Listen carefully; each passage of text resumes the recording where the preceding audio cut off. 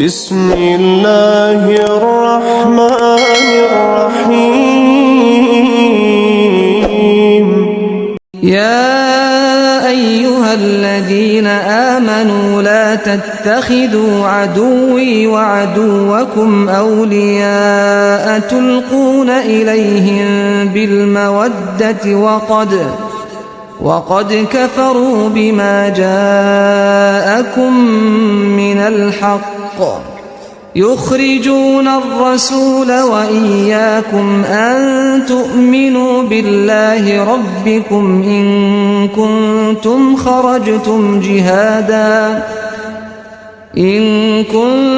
خرجتم جهادا في سبيلي وابتغاء مرضاتي تسرون إليهم بالمودة وأنا أعلم بما أخفيتم وما أعلنتم ومن يفعله منكم فقد ضل سواء السبيل. إن يثقفوكم يكونوا لكم أعداء ويبسطوا إليكم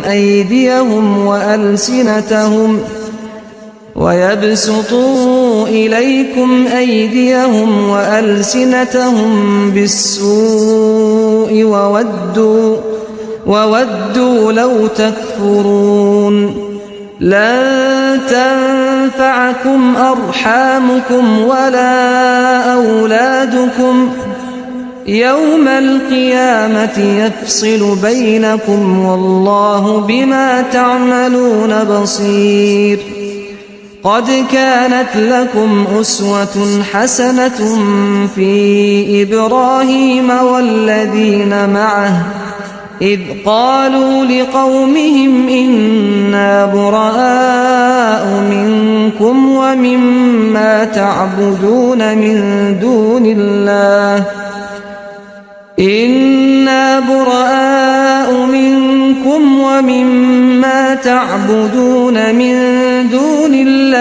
كفرنا بكم وبدا بيننا وبينكم العداوة والبغضاء أبدا حتى تؤمنوا بالله وحده إلا قول إبراهيم لأبيه لأستغفرن لك وما أملك لك من الله من شيء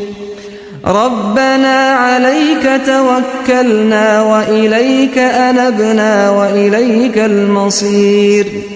ربنا لا تجعلنا فتنة للذين كفروا واغفر لنا ربنا إنك أنت العزيز الحكيم.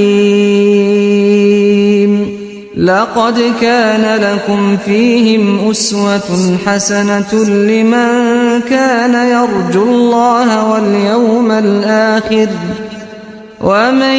يتول فإن الله هو الغني الحميد. عسى الله أن يجعل بينكم وبين الذين عاديتم منهم مودة والله قدير والله غفور رحيم. لا ينهاكم الله عن الذين لم يقاتلوكم في الدين ولم يخرجوكم من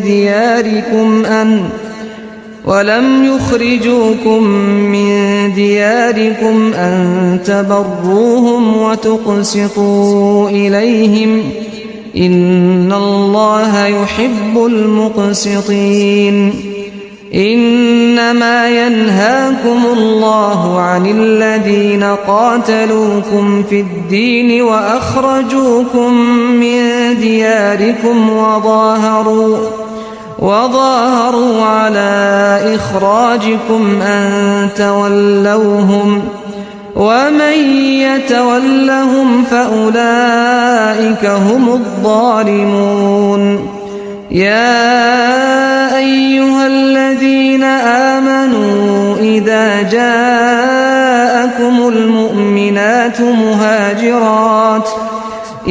جاءكم المؤمنات مهاجرات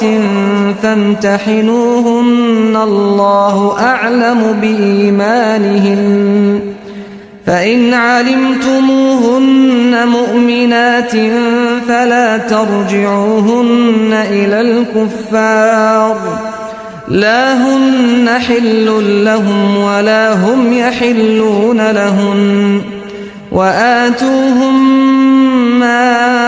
أنفقوا ولا جناح عليكم أن تنكحوهن إذا آتيتموهن أجورهن ولا تمسكوا بعصم الكوافر واسألوا ما أنفقتم وليسألوا ما أنفقوا